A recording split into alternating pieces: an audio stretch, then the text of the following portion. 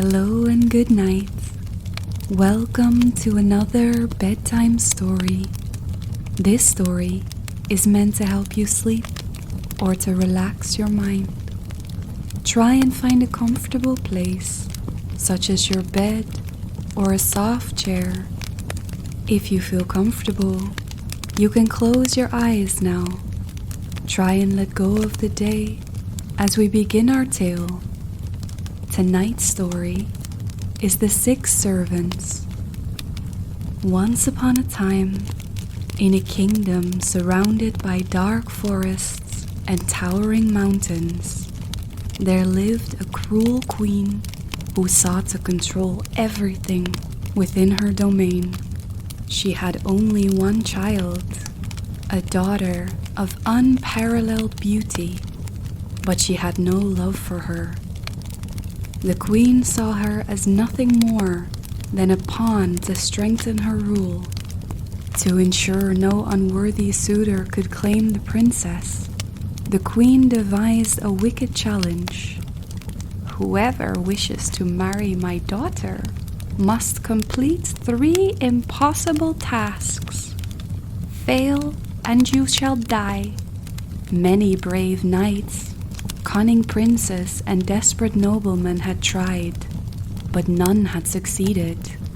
One day, a young prince from a distant land heard of the challenge. Unlike the others, he was not blinded by greed, but rather intrigued by the princess's plight. He suspected she was as much a prisoner as the suitors who had perished.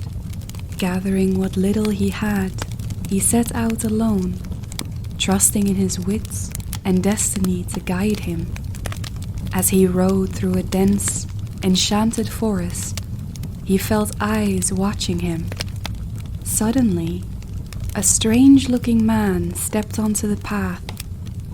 He was as wide as a barrel, with an enormous belly that rumbled like thunder.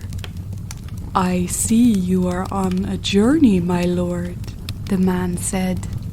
"Might you need a companion?" The prince studied him curiously. "And what is your name?" he asked. "I am Big Belly," the man said, patting his round stomach. "I can swallow whole villages if I must. A meal is never too large for me." A man with such a talent might be useful, thought the prince. So he nodded. "Come along, Big Belly." As they continued, they met another odd fellow. This one was tall as a tower, with legs stretching into the sky. "I am Longlegs," he announced proudly. "I can walk 100 miles in a single stride." "That could be useful," the prince mused. "Join us." Further along, they met a man with ears so large they dragged on the ground. "I am Sharp Ears," the man explained.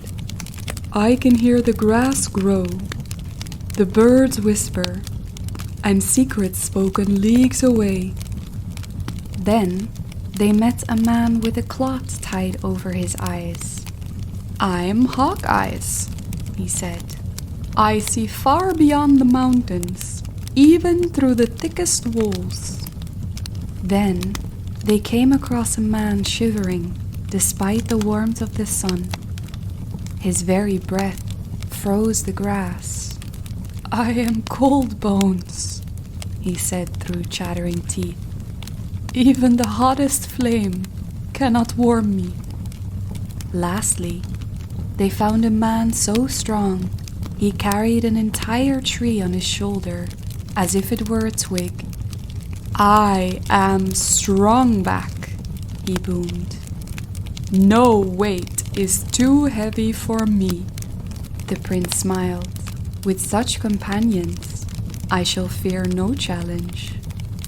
Upon reaching the queen's palace, the prince declared his intent to marry the princess.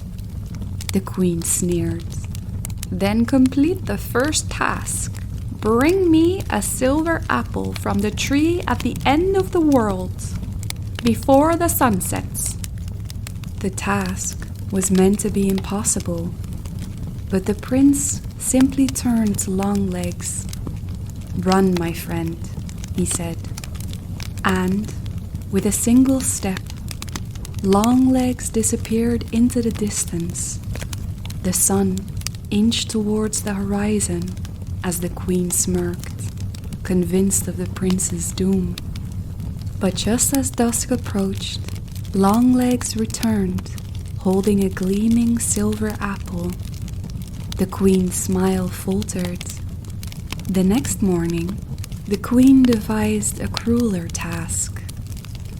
"You must drink 100 casks of wine before the sun sets," she declared, gesturing to the giant barrels, each taller than a man. The prince only chuckled. "My friend, are you thirsty?" he asked Big Belly. Big Belly grinned and approached the barrels. One by one, he lifted them as if they were cups, gulping down every last drop. By the time the sun set, he patted his stomach contently. The queen gritted her teeth. Furious, the queen devised her cruelest test. "Tonight, I shall hide my daughter somewhere in the kingdom," she declared. "Find her before sunrise, or perish." As the night deepened, the prince turned to Sharp Ears. "Listen, friend, where is she?"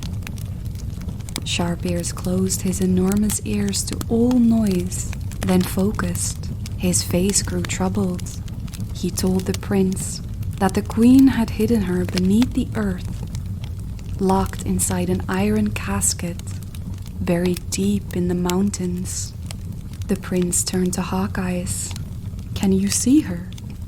Hawkeyes peered toward the distant mountains. He found the princess and said that she was weeping, trapped alone in the darkness.